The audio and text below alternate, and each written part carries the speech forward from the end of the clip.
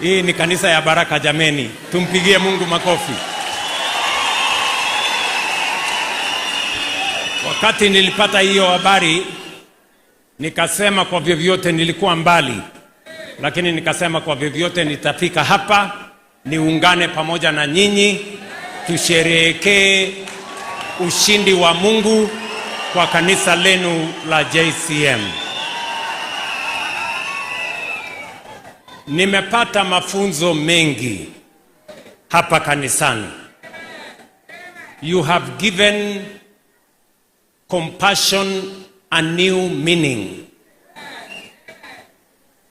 Wakati tulisema bottom up, sikujua hata pale kanisani kunaweza kufanyika bottom up. Leo nimeshuhudia bottom up macho kwa macho.